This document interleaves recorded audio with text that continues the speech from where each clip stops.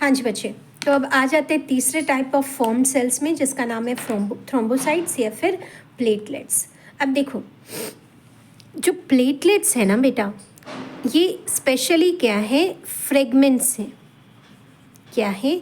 Fragments हैं जो produce किए जाते हैं।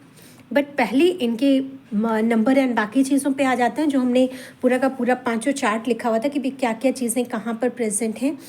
तो जो सबसे इम्पॉर्टेंट चीज़ तुमने ध्यान रखनी है, जैसे हमने कहा था कि भी 5.5 to 5.5 मिलियन जो है वो तुम्हारा आरबीसी प्रेजेंट होता है, वो हज़ारों में रह जाता है जो डब्ल्यूबीसी है।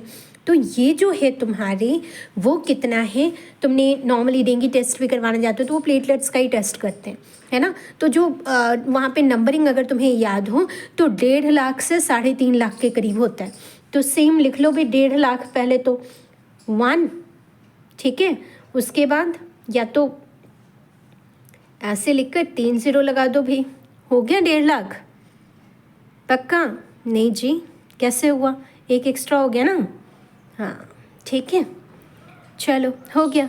अब से कितना हमने कहा, 3.5 लाख, है ना जी। तो या तो इसको यहाँ पे सीधा 1.5 लाख ऐसे कर लो, या फिर क्या लिखोगे, और साथ में क्या लिख लोगे, 3.5 लाख। तो यानी कितने ज़ीरो हमारे आ जाएंगे, 4 ज़ीरो।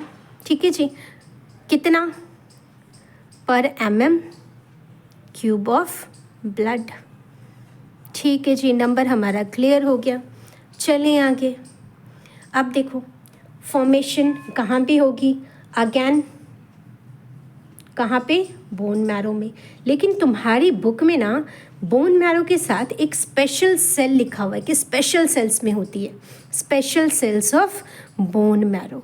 तो भाई ये जो हमारा स्पेशल सेल्स है बोन मैरो का, उसका नाम क्या है तुम्हारी बुक के अंदर। ये बेटा जब गिवन हो जाता है ना तो ये बहुत ही इम्पॉर्टेंट हो जाता है, ध्यान से देखना।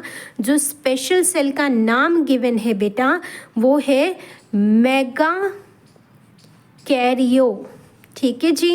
एंड साइट्स, साइट्स मतलब सेल हो गया, मेगा कैरियो टाइप का जो स्पेशल सेल है उसके अंदर ये फॉर्मेशन होगी। ठीक है, तो इसको बहुत बहुत बहुत इंपॉर्टेंट क्वेश्चन बन जाते हैं, इसको हमेशा याद रखना। ठीक, अब मेन वैरायटी ऑफ सब्सटेंसेस जो हैं ये रिलीज़ करेगा। अब वैरायटी ऑफ सब्सटेंसेस जो रिलीज़ करेगा उसमें मेनली फंक्शन क्या जाएगा, क्या मेन फंक्शन होगा।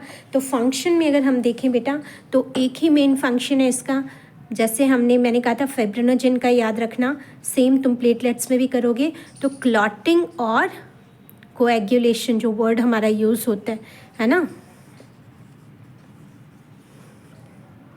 क्लॉटिंग और कोएगुलेशन ऑफ व्हाट, ब्लड। ठीक है जी, क्लॉटिंग और कोएगुलेशन ऑफ ब्लड। ठीक, इवन अगर इसका जो नंबर है वो रिड्यूस हो जाए बेटा तो एक डिसऑर्डर वो कॉज करेगा, और वो डिसऑर्डर क्या होगा, एक्सेसिव लॉस ऑफ ब्लड।